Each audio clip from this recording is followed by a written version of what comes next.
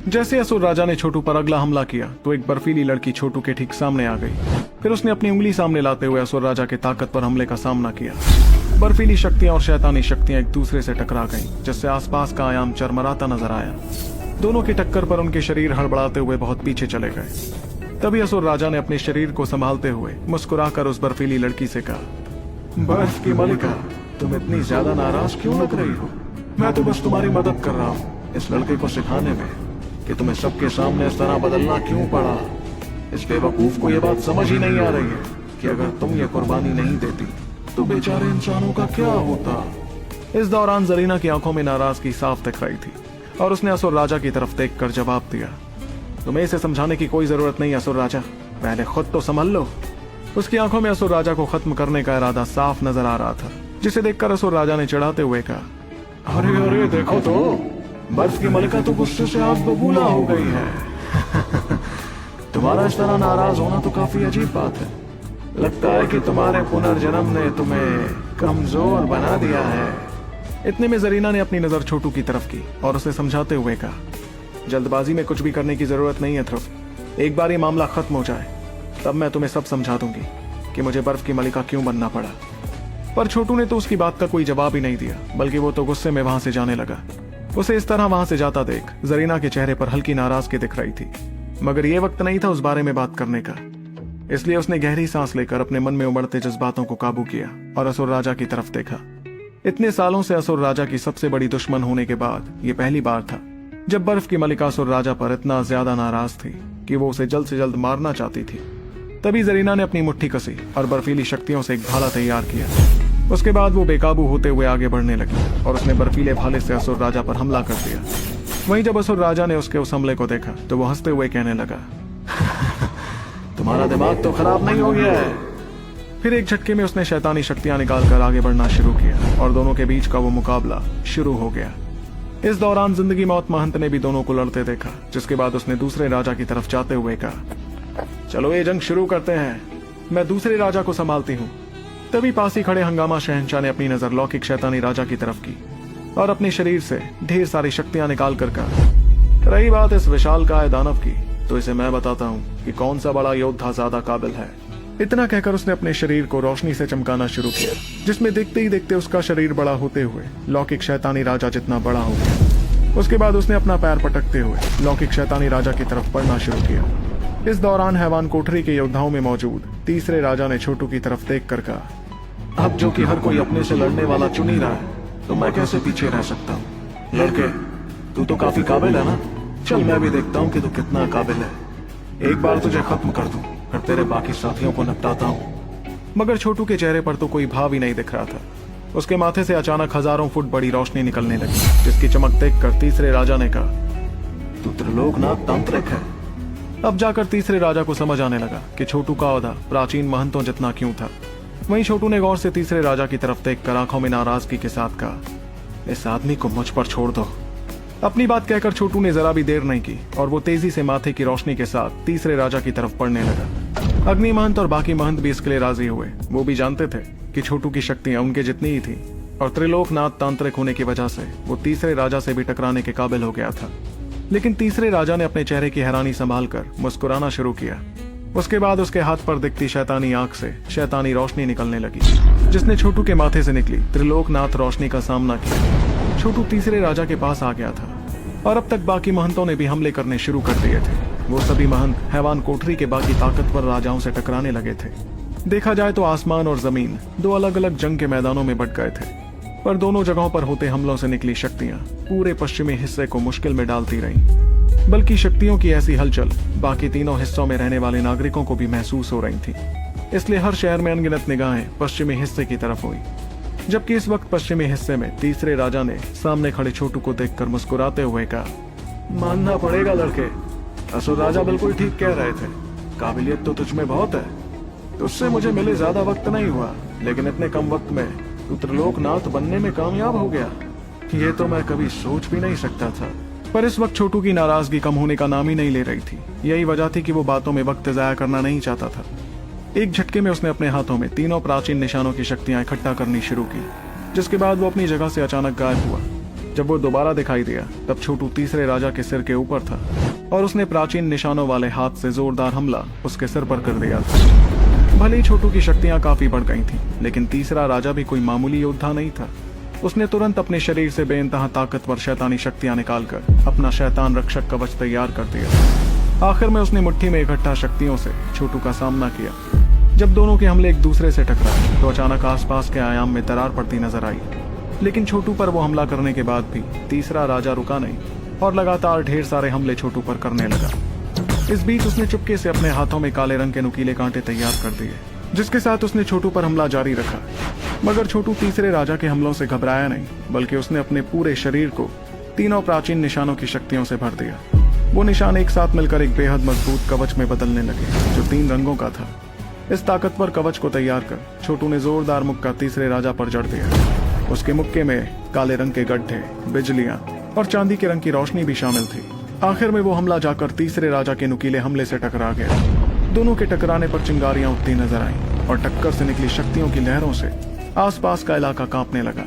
वो दोनों पागलों की तरह एक दूसरे पर हमले करते जा रहे थे, बल्कि उनके हर हमले में इतनी ताकत थी कि वो सामने वाले को खत्म कर देते। पर उनके ताकतवर हमले, जो किसी अवतार तक को खत्म कर देते, मजबूत कवचों की वजह से नाकाम होते गए। जिस वक्त छोटू और तीसरे राजा के बीच मुकाबला चल रहा था, उस वक्त जंग के मैदान के बाकी मुकाबले भी काफी दिलचस्प होने लगे। आखिर दोनों तरफ के योद्धा सदियों से एक दूसरे को अपना दुश्मन मानते आ रहे थे। इतने में आयाम कांपने लगा और ऐसा लगने लगा जैसे पूरी दुनिया खत्म होने वाली थी। वाकई आज वहां हो रही जंग बेहद खतरनाक और बेहद जानलेवा साबित होने वाली थी। शैतानी शक्तियां पूरे इलाके में फैलती रहीं और दोनों जंग के मैदानों में मुकाबले होते गए। ये दोनों जंग के मैदान थे आसमान और जमीन। जहां जमीन पर हैवान कोठरी के शैतानों से गठबंधन के योद्धा मुकाबला कर रहे थे, तो वहीं आसमान में हो रहे मुकाबलों में दोनों गुटों के सबसे ताकतवर योद्धाओं के बीच मुकाबला चल रहा था। देखा जाए तो अब छोटू किसी मायने में तीसरे राजा से कमजोर नहीं था, इसलिए पहले की तरह तीसरा राजा छोटू पर हावी पड़ ही नहीं पाया। दोनों रोशनियों में बदलकर आगे बढ़ते रहे और एक दूसरे से जाकर टकरा गए। छोटू के शरीर पर उसका प्राचीन निशानों वाला कवच था, जबकि तीसरे राजा के पास शैतान रक्षक कवच। छोटू के हमलों में तीनों प्राचीन निशानों की शक्तियां मिली हुई थी, इसलिए हर बार जब भी वो अपना मुक्का जड़ता तो तीसरे राजा को भी पूरा जोर लगाना पड़ता उसका सामना करने में। दोनों की आंखों में जानलेवा इरादा साफ नजर आ रहा था कि तभी दोनों ने एक और जोरदार हमला कर दिया। इस हमले में काफी ताकत थी, जिसके चलते झटका खाकर वो दोनों हजारों फुट पीछे चले गए। पर अपने शरीर को संभालकर दोनों ने एक बार फिर एक दूसरे की तरफ हमला कर दिया। छोटू के शरीर में इस वक्त 1 लाख ड्रैगन निशान चमक रहे थे। इस मायने में छोटू की महान हरियायुक्त तकनीक की ताकत चिंगार से भी ज्यादा हो गई थी। इसके बावजूद छोटू तीसरे राजा का कुछ नहीं बिगाड़ पा रहा था। इससे पता लगाया जा सकता था कि तीसरा राजा कितना ताकतवर था। छोटू ने जब अपने हमलों को नाकाम होते हुए देखा तो उसने मुक्कों की बजाय प्राचीन निशानों को एक छड़ी में बदल दिया। वो छड़ी 3 रंगों की थी, जिसके ऊपरी हिस्से में थी बिजली, बीच में चांदी के रंग की रोशनी और निचला हिस्सा पूरी तरह काला था। फिर छोटू ने उस छड़ी से तीसरे राजा पर हमला किया, पर तीसरे राजा ने अपना हाथ सामने मारते हुए आयाम में दरार लानी शुरू कर दी। इस दरार में से बेहद ताकतवर शैतानी शक्तियां निकलने लगी और एक बड़े से दरवाजे में बदल गई। उस दरवाजे पर अजीबोगरीब निशान बने थे, जो देखने में बड़े खौफनाक लग रहे थे।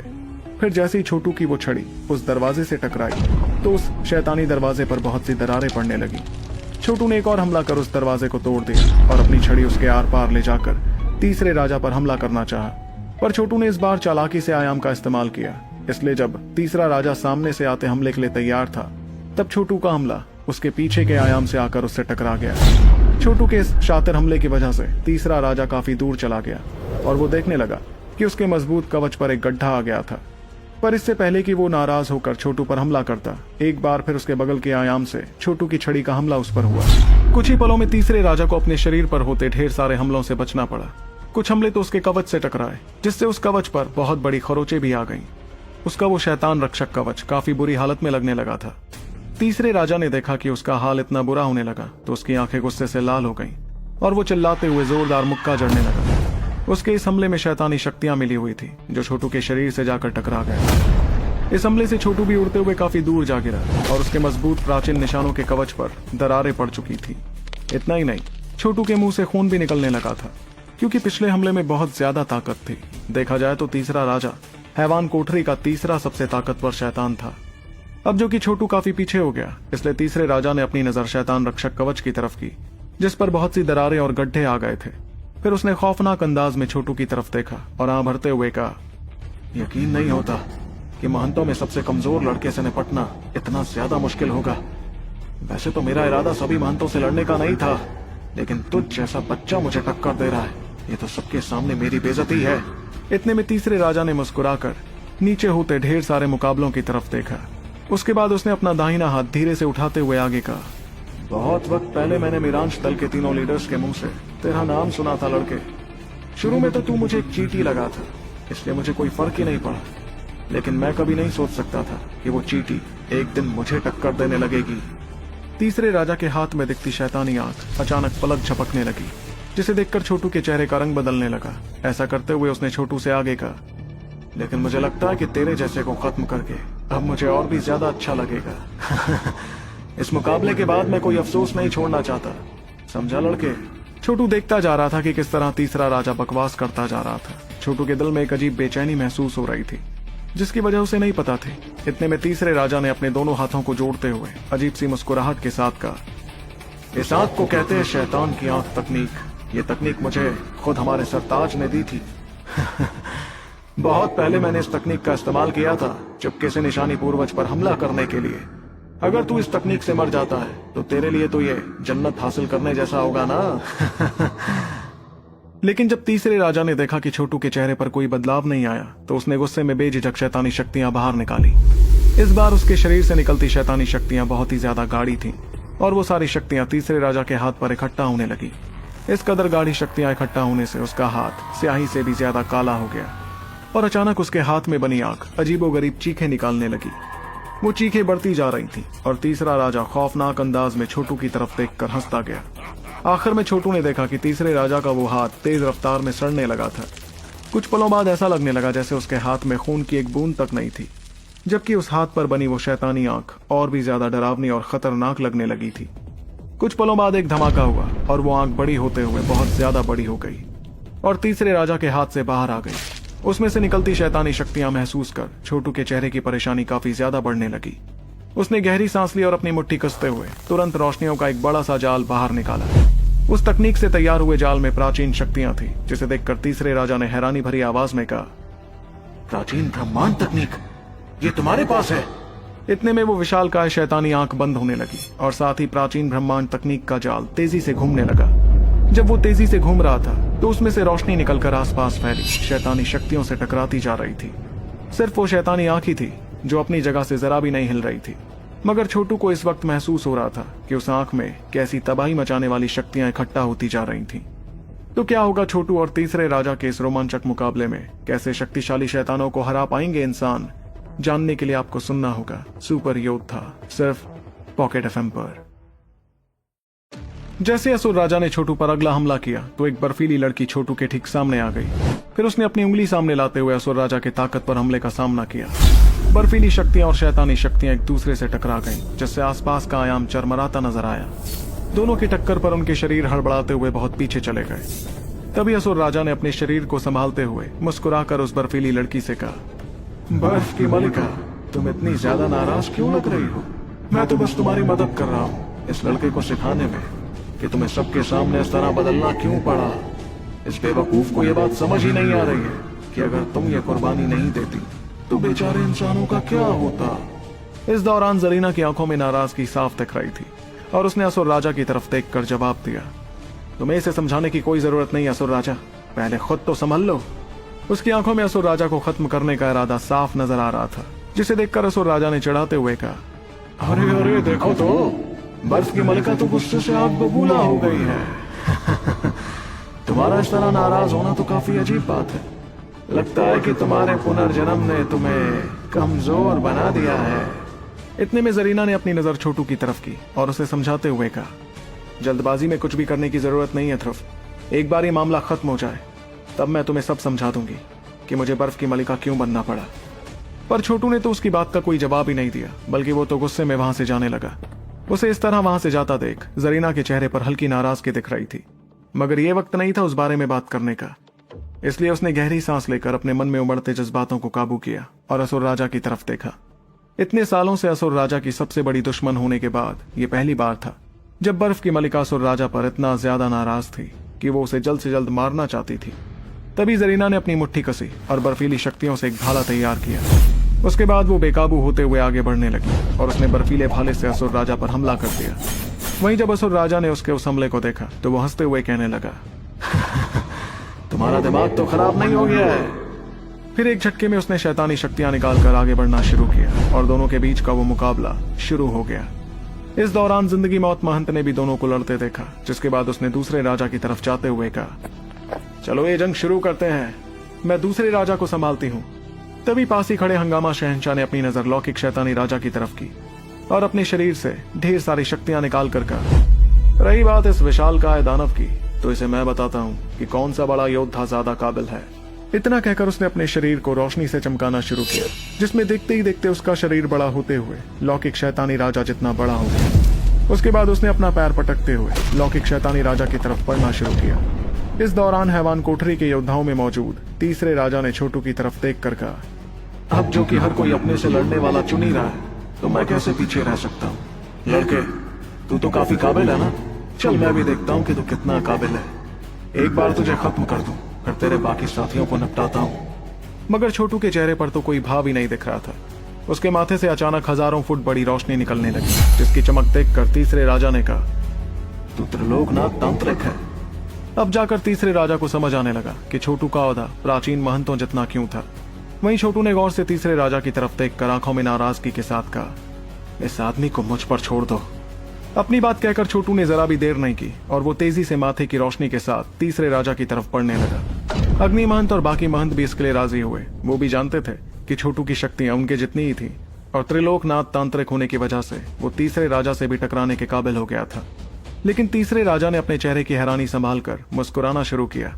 उसके बाद उसके हाथ पर दिखती शैतानी आंख से शैतानी रोशनी निकलने लगी, जिसने छोटू के माथे से निकली त्रिलोकनाथ रोशनी का सामना किया। छोटू तीसरे राजा के पास आ गया था और अब तक बाकी महंतों ने भी हमले करने शुरू कर दिए थे। वो सभी महंत हैवान कोठरी के बाकी ताकतवर राजाओं से टकराने लगे थे। देखा जाए तो आसमान और जमीन दो अलग अलग जंग के मैदानों में बट गए थे, पर दोनों जगहों पर होते हमलों से निकली शक्तियां पूरे पश्चिमी हिस्से को मुश्किल में डालती रहीं। बल्कि शक्तियों की ऐसी हलचल बाकी तीनों हिस्सों में रहने वाले नागरिकों को भी महसूस हो रही थी। इसलिए हर शहर में अनगिनत निगाहें पश्चिमी हिस्से की तरफ हुई। जबकि इस वक्त पश्चिमी हिस्से में तीसरे राजा ने सामने खड़े छोटू को देखकर मुस्कुराते हुए कहा, मानना पड़ेगा लड़के, असुर राजा बिल्कुल ठीक कह रहे थे, काबिलियत तो तुझमें बहुत है। तुझसे मुझे मिले ज्यादा वक्त नहीं हुआ, लेकिन इतने कम वक्त में तू त्रिलोकनाथ बनने में कामयाब हो गया, ये तो मैं कभी सोच भी नहीं सकता था। पर इस वक्त छोटू की नाराजगी कम होने का नाम ही नहीं ले रही थी। यही वजह थी कि वो बातों में वक्त जाया करना नहीं चाहता था। एक झटके में उसने अपने हाथों में तीनों प्राचीन निशानों की शक्तियां इकट्ठा करनी शुरू की, जिसके बाद वो अपनी जगह से अचानक गायब हुआ। जब वो दोबारा दिखाई दिया तब छोटू तीसरे राजा के सिर के ऊपर था और उसने प्राचीन निशानों वाले हाथ से जोरदार हमला उसके सिर पर कर दिया था। भले ही छोटू की शक्तियां काफी बढ़ गई थीं, लेकिन तीसरा राजा भी कोई मामूली योद्धा नहीं था। उसने तुरंत अपने शरीर से बेइंतहा ताकतवर शैतानी शक्तियां निकालकर अपना शैतान रक्षक कवच तैयार कर दिया। आखिर में उसने मुट्ठी में इकट्ठा शक्तियों से छोटू का सामना किया। जब दोनों के हमले एक दूसरे से टकराए तो अचानक आसपास के आयाम में दरार पड़ती नजर आई। लेकिन छोटू पर वो हमला करने के बाद भी तीसरा राजा रुका नहीं और लगातार ढेर सारे हमले छोटू पर करने लगा। इस बीच उसने चुपके से अपने हाथों में काले रंग के नुकीले कांटे तैयार कर दिए, जिसके साथ उसने छोटू पर हमला जारी रखा। मगर छोटू तीसरे राजा के हमलों से घबराया नहीं, बल्कि उसने अपने पूरे शरीर को तीनों प्राचीन निशानों की शक्तियों से भर दिया। वो निशान एक साथ मिलकर एक बेहद मजबूत कवच में बदलने लगे, जो 3 रंगों का था। इस ताकतवर कवच को तैयार कर छोटू ने जोरदार मुक्का तीसरे राजा पर जड़ दिया। उसके मुक्के में काले रंग के गड्ढे, बिजलियां और चांदी के रंग की रोशनी भी शामिल थी। आखिर में वो हमला जाकर तीसरे राजा के नुकीले हमले से टकरा गया। दोनों के टकराने पर चिंगारियां उठती नजर आईं और टक्कर से निकली शक्तियों की लहरों से आसपास का इलाका कांपने लगा। वो दोनों पागलों की तरह एक दूसरे पर हमले करते जा रहे थे, बल्कि उनके हर हमले में इतनी ताकत थी कि वो सामने वाले को खत्म कर देते। पर उनके ताकतवर हमले, जो किसी अवतार तक को खत्म कर देते, मजबूत कवचों की वजह से नाकाम होते गए। जिस वक्त छोटू और तीसरे राजा के बीच मुकाबला चल रहा था, उस वक्त जंग के मैदान के बाकी मुकाबले भी काफी दिलचस्प होने लगे। आखिर दोनों तरफ के योद्धा सदियों से एक दूसरे को अपना दुश्मन मानते आ रहे थे। इतने में आयाम कांपने लगा और ऐसा लगने लगा जैसे पूरी दुनिया खत्म होने वाली थी। वाकई आज वहां हो रही जंग बेहद खतरनाक और बेहद जानलेवा साबित होने वाली थी। शैतानी शक्तियां पूरे इलाके में फैलती रहीं और दोनों जंग के मैदानों में मुकाबले होते गए। ये दोनों जंग के मैदान थे आसमान और जमीन। जहां जमीन पर हैवान कोठरी के शैतानों से गठबंधन के योद्धा मुकाबला कर रहे थे, तो वहीं आसमान में हो रहे मुकाबलों में दोनों गुटों के सबसे ताकतवर योद्धाओं के बीच मुकाबला चल रहा था। देखा जाए तो अब छोटू किसी मायने में तीसरे राजा से कमजोर नहीं था, इसलिए पहले की तरह तीसरा राजा छोटू पर हावी पड़ ही नहीं पाया। दोनों रोशनियों में बदलकर आगे बढ़ते रहे और एक दूसरे से जाकर टकरा गए। छोटू के शरीर पर उसका प्राचीन निशानों वाला कवच था, जबकि तीसरे राजा के पास शैतान रक्षक कवच। छोटू के हमलों में तीनों प्राचीन निशानों की शक्तियां मिली हुई थी, इसलिए हर बार जब भी वो अपना मुक्का जड़ता तो तीसरे राजा को भी पूरा जोर लगाना पड़ता उसका सामना करने में।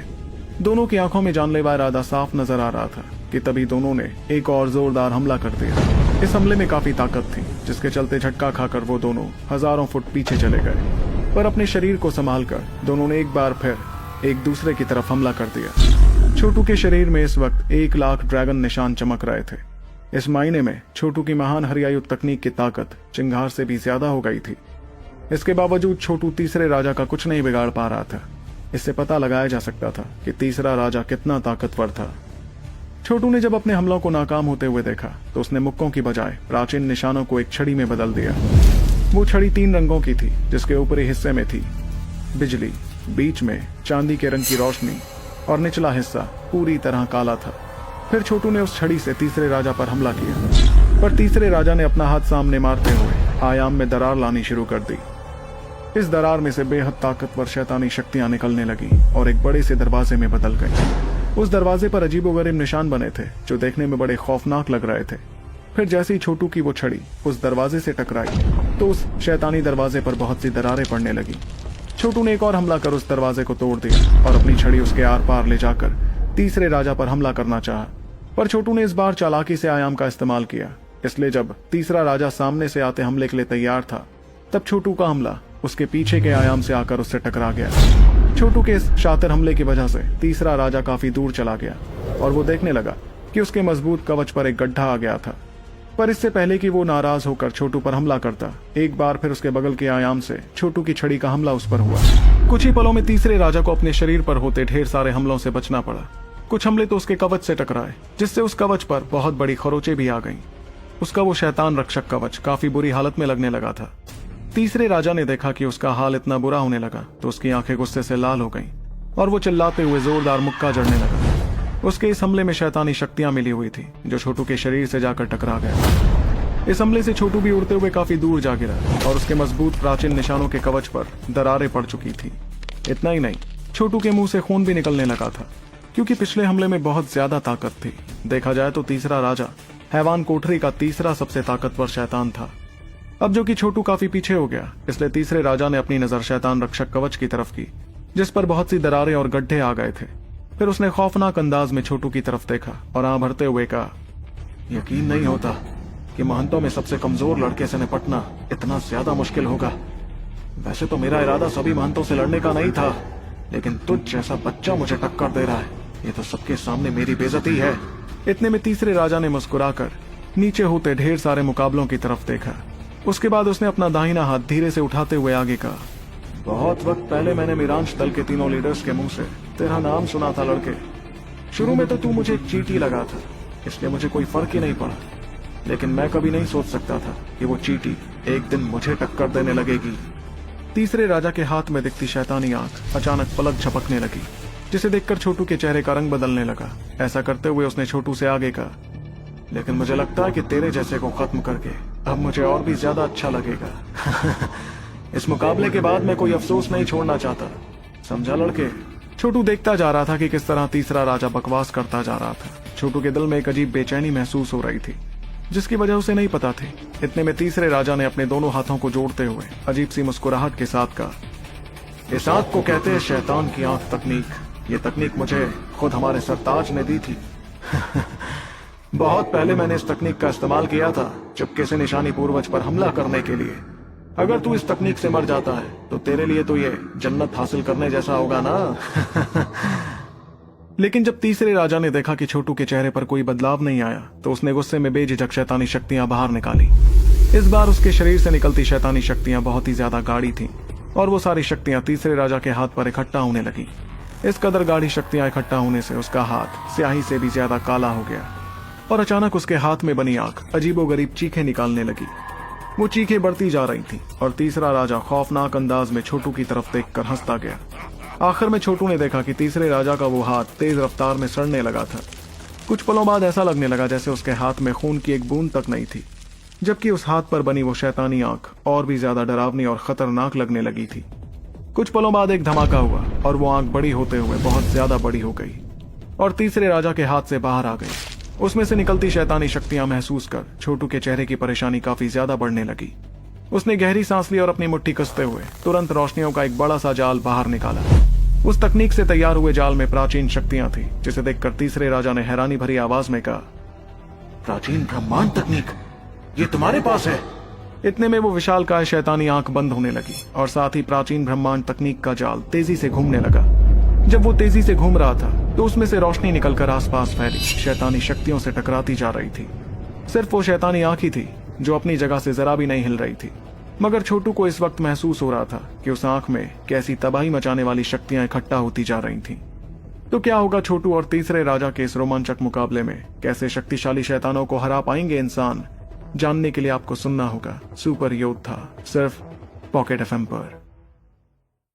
शैतानी शक्तियां पूरे रेगिस्तान में फैल गई थीं जब हैवान कोठरी के सभी शैतान खत्म हुए। बल्कि सिर्फ वो रेगिस्तान ही नहीं, इन शैतानी शक्तियों से पूरा पश्चिमी हिस्सा ही कांप रहा था। इन शक्तियों के बीच खड़ा था एक विशालकाय हैवान, जो देखने में ऐसा लग रहा था जैसे वो इस दुनिया को खत्म करने के लिए किसी दूसरी दुनिया से आया था। उसके शरीर की शक्तियां महसूस कर गठबंधन की फौज वालों के चेहरों पर अजीब सा खौफ नजर आने लगा। छोटू और बाकी लोग भी ये नजारा देख रहे थे और उनके चेहरे की परेशानी काफी बढ़ गई थी। एक झटके में सभी ने देखा कि उस शैतान के पास इस कदर शैतानी रोशनी आई जिससे किसी के भी रोंगटे खड़े हो जाते। इस रोशनी पर गौर करने पर सभी को उसमें एक बहुत बड़ा सफेद रंग का हाथ नजर आया। इस हाथ को देखकर जरीना ने चेहरे पर हैरानी और घबराहट के साथ कहा, ये तो गुलामों के सरताज का हाथ है। वो हाथ पूरी तरह सफेद था और एक नजर देखने पर तो वो काफी कमजोर दिख रहा था, लेकिन इस कमजोर हाथ में ऐसी शक्तियां थी जिसका कोई अंदाजा भी नहीं लगा सकता था। और होती भी क्यों ना, आखिर वो हाथ गुलामों के सरताज का जो था, जिसने निशानी पूर्वज जैसे दुनिया के सबसे ताकतवर योद्धा तक को अपनी जिंदगी कुर्बान करने पर मजबूर कर दिया था। तब जरीना ने अपनी मुट्ठी कसते हुए कहा, पिछली बार जब दुनिया की सबसे बड़ी जंग हुई थी तब गुरुजी ने अपनी जिंदगी कुर्बान कर गुलामों के सरताज को हमेशा हमेशा के लिए कैद कर लिया था। जो हाथ हमारे सामने है वो असल में गुरुजी ने नहीं काटा था, बल्कि खुद गुलामों के सरताज ने काटा था, ताकि चुपके से वो अपना एक अंश इस दुनिया में आगे के लिए छोड़ सके। ये सुनते वक्त जिंदगी मौत महंत और बाकी महंतों के चेहरे भी फिक्र से भर गए। वाकई गुलामों का सरताज सबसे शातिर शैतान था। कैद होते वक्त भी उसने कितनी चालाकी से ये हाथ यहाँ छुपा दिया ताकि वो हजारों साल बाद वापस शैतानों की मदद कर सके। असुर राजा भी सरताज के उस शैतानी हाथ को देखता जा रहा था जो आयाम चीर कर हैवान के सामने आ गया। इस दौरान असुर राजा के चेहरे पर बेइंतहा खुशी थी और उसने उस हाथ को देखकर घुटने पर बैठते हुए उसकी इज्जत की। फिर एक झटके में असुर राजा अपने हाथों की सील बदलने लगा, जिसके चलते वो शैतानी हाथ तेज रफ्तार में जाकर उस विशालकाय हैवान के हाथ पर जुड़ गया। उस हाथ के हैवान से जुड़ते ही वो हैवान अजीब सी आवाज निकालने लगा और उसके शरीर से निकलती शैतानी शक्तियों की तादाद कई गुना ज्यादा हो गई। सिर्फ यही नहीं, बल्कि अब इन शक्तियों में वैसी ही खुशबू थी जैसी गुलामों के सरताज की शक्तियों में महसूस की जा सकती थी। इतने में उस हैवान के शरीर पर बनी आखिरी आंख, जो अभी तक बंद थी, एक झटके में खुली और पूरी दुनिया को खत्म करने का इरादा उसमें साफ दिखाई देने लगा। तब उस राजा ने आसमान में देखकर हंसते हुए कहा, जैसे ही गुलामों के सरताज का ये चेला पूरी तरह तैयार हो जाएगा, तब तुम सब महज चींटियों जैसे हो जाओगे, जिन्हें कुचलना इसके लिए कोई बड़ी बात नहीं होगी। आखिरकार इस दुनिया को हमारे हाथों में आने से कोई नहीं रोक पाएगा। हम लोग वो काम पूरा करने में कामयाब हुए जो खुद हमारे सरताज उस वक्त पूरा नहीं कर पाए थे। इस वक्त बेहद खतरनाक बर्फीली शक्तियां उस जगह पर फैलने लगी, जिसके साथ ही असुर राजा को एक आवाज सुनाई पड़ी, इतनी जल्दी जश्न मनाने का कोई फायदा नहीं है असुर राजा, जंग अभी खत्म नहीं हुई है। जरीना के हाथों में बर्फीला भाला था और उसकी आंखों में जानलेवा चमक। एक झटके में वो असुर राजा की तरफ बढ़ने लगी और अपनी बर्फीली शक्तियों से उस पर हमला करने लगी। लेकिन असुर राजा ने तो हंसते हुए कहा, बर्फ की मलिका, अब कुछ भी करने का कोई फायदा नहीं है। असुर राजा जोर जोर से हंस रहा था और उसने जरीना के हमले का सामना करना भी सही नहीं समझा, बल्कि उसके शरीर से बेइंतहा शैतानी शक्तियां निकलने लगी और वो पीछे हटते हुए सीधे उस विशालकाय हैवान के शरीर में चला गया। फिर वो दोनों एक दूसरे से मिलकर एक हो गए, जिसके बाद वो सरताज का चेला और ज्यादा बड़ा होने लगा। वो इस वक्त इतना बड़ा हो चुका था कि बादल भी उसके सिर के नीचे मंडरा रहे थे। तब सरताज के चेले ने अपनी भारी और खराश भरी आवाज में कहा,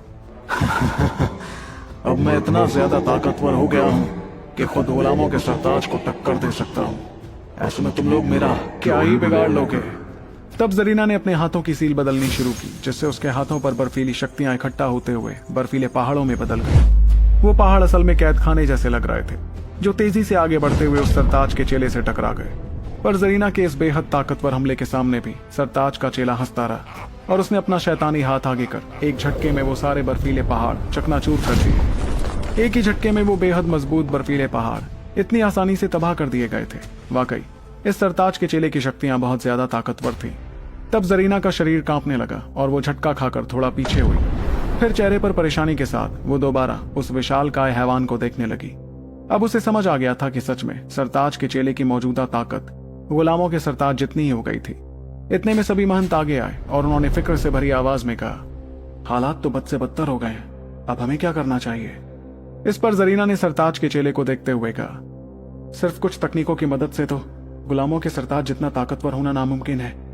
ये सच है कि इस तकनीक के इस्तेमाल से ये लोग बहुत ज्यादा ताकतवर हो गए हैं, लेकिन ये कोई ऐसा तरीका नहीं है जो ज्यादा देर तक इस शक्ति को बरकरार रखे। इसका मतलब असुर राजा बहुत देर तक इस शक्ति को काबू नहीं कर पाएगा। ऐसे में हमारे पास एक ही रास्ता बचता है, इस हैवान से तब तक लड़ते रहने का जब तक कि इसकी शक्तियां गायब नहीं होने लगती। जरीना की बात पर जिंदगी मौत महंत और बाकी महंत हामी भरने लगे, लेकिन उसके चेहरे की परेशानी अभी भी बरकरार थी। देखा जाए तो बर्फ की मलिका तक सरताज के चेले का सामना नहीं कर पाई थी। ऐसे में वो सभी एक साथ मिलकर उस हैवान को रोक पाते या नहीं, इस बात पर किसी को भी ज्यादा भरोसा नहीं था। इतने में सभी के चेहरों की परेशानी देखकर जरीना ने आगे कहा, हमारे पास कोई और रास्ता ही नहीं है सिवाय इसके। अगर हम इस सरताज के चेले को खत्म कर देते हैं तो पूरी दुनिया में एक बार फिर शांति छा जाएगी और दोबारा कभी ना तो ये शैतान आएंगे और ना ही जायरन के आने का खतरा हम पर मंडराएगा। देखो, हमारे पास ज्यादा वक्त नहीं बचा है। ऐसा करते हैं, सबसे पहले मैं हमला करते हुए असुर राजा को परेशान करने की कोशिश करती हूँ। अभी तक खुद इसने इस हैवान को काबू करना नहीं सीखा होगा, इसलिए उसे कुछ पल तो लगेंगे इसे काबू करने में। इस मौके का फायदा हम उठा सकते हैं और जिस वक्त मैं उस पर हमले करूंगी तब तक तुम सभी को अपनी अपनी शक्तियां बाहर निकाल लेनी चाहिए और फिर लगातार इस पर हमले करने शुरू कर देना। इतना कहकर जरीना ने और कुछ नहीं कहा और उसके शरीर के नीचे बर्फीला कमल तैयार होने लगा। उसके बाद वो चुपचाप उस कमल पर बैठ गई। जरीना जैसे ही उस बर्फीले कमल पर बैठी तो आसपास के तापमान में अचानक गिरावट आ गई, जिससे कुदरती शक्तियों में किसी तरह की हलचल नहीं हुई। तब जरीना ने अपनी उंगली से आयाम को छूते हुए कहा, बर्फीले कमल की दुनिया। तभी उसकी उंगली से थोड़ा खून निकलने लगा, जो तेजी से गिरते हुए जमीन पर चला गया। इस दौरान बहुत से बर्फीले कमल जमीन से बाहर आने लगे थे, जो बाहर आने के बाद बर्फीली शक्तियां इकट्ठा करने लगे। उसके बाद सभी बर्फीले कमल हर दिशा से सरताज के चेले पर ताबड़तोड़ हमले करने लगे। इस दौरान वो हैवान थोड़ी मुश्किल में पड़ा और बेझिझक बर्फीले कमल तबाह करता गया। पर वो देख रहा था कि बर्फीले कमलों की तादाद कमी नहीं हो रही थी और वो उस पर हमले करते जा रहे थे। बर्फीले कमल जब उसके शरीर से टकराते तो उसके शरीर में बर्फीली शक्तियां कौंधने लगती, जिससे उसकी रफ्तार धीमी हो जाती। इस बात के चलते वो दहाड़ने लगा, जबकि सभी महंतों ने अपनी अपनी तैयारी शुरू कर दी। इस दौरान उन्होंने छोटू की तरफ देखकर कहा, ध्रुव, जल्दी प्राचीन ब्रह्मांड तकनीक इस्तेमाल करो। उसके बाद यहाँ मौजूद हर इंसानी योद्धा की ताकत उसमें इकट्ठा करो। आखिर में तुम्हें इस तकनीक का इस्तेमाल इस सरताज के चेले पर हमला करने के लिए करना पड़ेगा। फिक्र मत करो, हम भी तुम्हारे साथ ही इस पर हमला करेंगे। छोटू भी मौजूदा हालात को अच्छी तरह से समझ रहा था, इसलिए उसने बिना कुछ कहे एक झटके में प्राचीन ब्रह्मांड तकनीक का इस्तेमाल करते हुए उसे आसमान में फैला दिया। तभी जिंदगी मौत महंत की रौबदार आवाज उस इलाके में मौजूद हर इंसानी योद्धा के कानों में पड़ी। सभी इंसानों, मेरी बात ध्यान से सुनो। अपने शरीर की शक्तियों का कतरा कतरा तक इस प्राचीन ब्रह्मांड तकनीक में झोंक दो और जो भी अवतार रैंक के योद्धा हैं वो हमारे साथ इस शैतान पर हमला करें। यही वक्त है इस दुनिया को बचाने का। जरा भी शक्तियां अपने शरीर में मत रखना, क्योंकि दुनिया की सबसे बड़ी जंग का फैसला इस एक ही हमले से होने वाला है। कौन हारेगा और कौन जीतेगा, ये हमला ही हमें बताएगा। उसकी बात सुनकर वहां मौजूद सभी इंसानी योद्धाओं ने अपनी अपनी मुट्ठियां कसनी शुरू की, जिसके बाद वो शरीर से शक्तियां निकालकर प्राचीन ब्रह्मांड तकनीक पर भेजने लगे। इस दौरान बहुत से शरीर छोटू के ठीक पीछे आकर खड़े हो गए। ये सभी योद्धा अवतार रैंक के थे और अपनी बेइंतहा ताकत के बावजूद सरताज के चेले के सामने वो कुछ नहीं लग रहे थे। इन सभी अवतारों ने भी अपनी अपनी शक्तियां इकट्ठा करनी शुरू की। एक झटके में अनगिनत शक्तियों के फव्वारे प्राचीन ब्रह्मांड तकनीक में जाते दिखे। तब जिंदगी मौत महंत ने अपने साथियों को देखकर कहा, चलो साथियों, वक्त आ गया हमला करने का। इस पर अग्नि महंत, बिजली महंत, अंधकार महंत और बाकी महंत भी अपनी आंखें एक साथ बंद करने लगे। ऐसा करते हुए सभी ने अपने शरीर में मौजूद सारी शक्तियां बाहर निकालनी शुरू कर दी। इस दौरान ध्रुव शौर्य भी छोटू के पास आकर खड़ा हो गया और सरताज के चेले को देखकर उसके चेहरे पर भी फिक्र नजर आने लगी। इस फिक्र और परेशानी के साथ उसने निंजा, छोटू और बाकियों से कहा, चलो जल्द से जल्द हमला करते हैं। इस बार अगर हम नाकाम हुए तो इस दुनिया को खत्म करने से कोई नहीं बचा पाएगा। उसकी बात पर सभी ने अपने सिर हिलाए, जिसके बाद सभी की आंखों में यकीन साफ दिखने लगा। अब वो सभी ऐसे पड़ाव पर आ गए थे जहां से वापस जाने का कोई रास्ता ही नहीं था। तभी निंजा ने जोरदार दहाड़ निकालते हुए अपनी शक्तियां एक झटके में बाहर निकालनी शुरू की, जिसके साथ ही उसका शरीर बहुत बड़ा हो गया। निंजा अपने असली रूप में आने के बाद भी सरताज के चेले के सामने बहुत छोटा लग रहा था। तब ध्रुव शौर्य ने परेशान होते हुए छोटू को समझाया, छोटू, वक्त आ गया अपना सब कुछ इस मुकाबले में लगा देने का। सच कहूं तो तुझसे मिलना मेरी जिंदगी के सबसे खूबसूरत एहसासों में से एक रहा है। वैसे तो मैं परिवार से बहुत दूर हूं, लेकिन तुझमें और निंजा में मुझे एक और परिवार मिल गया यारा। फिक्र मत कर, तेरा मार्कसिया भाई है ना, किसी को भी इतनी आसानी से तो मरने नहीं देगा। ये कहकर ध्रुव शौर्य ने सामने दिखते विशालकाय हैवान को देखा और खुद से धीमी आवाज में कहा, ध्रुव शौर्य, वक्त आ गया है अपनी ताकत दिखाने का। फिर एक झटके में ध्रुव शौर्य की आंखों का रंग काला पड़ गया और उसने अपने शरीर से बेइंतहा शक्तियां निकालनी शुरू की। इस दौरान उसके बहुत बड़े पंख भी बाहर आ गए थे। इस कदर शक्तियां देखकर तो आसपास मौजूद महंत भी काफी हैरान हो गए। ये मार्कस से आया योद्धा तो कुछ ज्यादा ही ताकतवर है, लेकिन इस दुनिया में इसकी शक्तियां पूरी तरह बाहर नहीं आ पा रही हैं। लेकिन ध्रुव शौर्य चिल्लाते हुए अपने शरीर की सारी शक्तियां बाहर निकालने की कोशिश करता गया। अभी नहीं तो कभी नहीं। वहीं छोटू ने जब ध्रुव शौर्य को ऐसा करते हुए देखा तो उसके चेहरे पर मुस्कुराहट आ गई। फिर वो भी तुरंत अपने हाथों से सील बनाने लगा, जिससे एक अजीब सी हलचल दूर दराज के इलाके तक में होने लगी। 30,000 किलोमीटर का इलाका अचानक से बंजर पड़ने लगा और उसकी सारी शक्तियां एक दिशा में आगे बढ़ते हुए छोटू की प्राचीन ब्रह्मांड तकनीक में भरने लगी। आखिरकार शून्य विचित्र तकनीक अपने सबसे खतरनाक रूप में आ ही गई थी। छोटू भी ये नजारा देखता गया और गहरी सांस लेते हुए कहने लगा, ये शक्तियां कमाल है, मगर इतनी शक्तियां इस सरताज के चेले से लड़ने के लिए काफी नहीं होंगी। ये सोचते वक्त छोटू के चेहरे पर परेशानी थी, जिसके साथ उसने अपने हाथों में एक धनुष और तीर तैयार कर दिए। मगर इस बार उसके वो धनुष तीर काफी प्राचीन लग रहे थे। इसके बावजूद उनके अंदर इतनी शक्तियां मौजूद थीं जितनी उसके इस हमले में आज तक नहीं थी। फिर छोटू ने धीरे से अपना हाथ पीछे खींचते हुए उस तीर पर तीनों प्राचीन निशानों की पूरी ताकत इस्तेमाल कर दी, जिससे वो पुराना दिखता तीर जगमगाने लगा। इतना ही नहीं, छोटू ने अपने माथे से एक पवित्र रोशनी भी उस तीर में भर दी थी। इसके अलावा उसके शरीर के लाख ड्रैगन निशान चमकने लगे, जिनमें से प्राचीन ड्रैगन शक्ति निकलकर उस तीर को और ज्यादा चमकने पर मजबूर करने लगी। आखिर में छोटू ने आभरते हुए अपने पास से कुछ चीजें निकाली। इनमें सबसे पहले प्राचीन पाषाण से निकली सफेद रंग की रोशनी उस तीर में जाकर बस गई। उसके बाद बारी आई शून्य पाषाण और करिश्माई प्राचीन दरबार की, जो अपनी अपनी शक्तियां उस तीर में भरने लगे। अब छोटू के उस तीर में इतनी ज्यादा शक्तियां इकट्ठा हो गई थी कि आसपास का आयाम चरमरा गया। फिर उसने अपने तीर को पीछे खींचते हुए उसका इस्तेमाल करने के लिए खुद को तैयार किया। इस दौरान थोड़ी दूरी पर बैठी थी आरान्या, जिसके शरीर से शक्तियां नहीं निकल रही थी। पर कोई भी ज्यादा ताकत वाला इंसान इस बात का पता लगा लेता कि असल में एक बड़ी रहस्यमयी शक्ति उस दुनिया में आने लगी थी। तभी आरान्या ने अपने हाथों की सील बदलते हुए अपने हाथों में एक बहुत बड़ी हरे रंग की तलवार तैयार कर दी। उस तलवार पर शिखर शक्तियां मौजूद थी, जो देखने में शानदार मगर खौफनाक लग रही थी। तब तक सभी महंत भी अपनी अपनी शक्तियां पूरी तरह बाहर ला चुके थे, इसलिए एक झटके में सभी तरह की शक्तियां एक साथ इकट्ठा होने लगी। ये ऐसा हमला होने वाला था जो दुनिया के सबसे ताकतवर योद्धाओं की सारी शक्तियों से तैयार हुआ था। वैसे तो अब निशानी पूर्वज जैसी महान हस्ती जिंदा नहीं थी, लेकिन हर किसी ने अपनी अपनी सारी ताकत लगाकर इस दुनिया को बचाने का फैसला किया था। जरूरी नहीं था कि कोई खास आदमी ही खास काम कर सकता था, बल्कि मामूली इंसान भी अगर ठान ले तो कुछ खास करके ही छोड़ते हैं। इसका सबसे बेहतरीन नजारा था पश्चिमी हिस्से की उस जगह पर जहां सभी की शक्तियां इकट्ठा हो रही थीं। इस दौरान सरताज के चेले ने भी उस खतरनाक शक्ति को महसूस किया, जिसके बाद वो तुरंत बर्फीले कमल को चकनाचूर करने लगा। जरीना ने अपने दांत पीसने शुरू किए और वो लगातार हमले करती गई। वो जानती थी कि इस वक्त उसे कैसे भी करके सरताज के चेले को उलझा कर रखना था, नहीं तो इंसानों की सबसे बेहतरीन कोशिश नाकाम हो जाती। तो क्या होने वाला इंसानों और शैतानों के बीच होती है सबसे बड़ी जंग का अंजाम, जानने के लिए आपको सुनना होगा सुपर योद्धा, सिर्फ पॉकेट एफएम पर।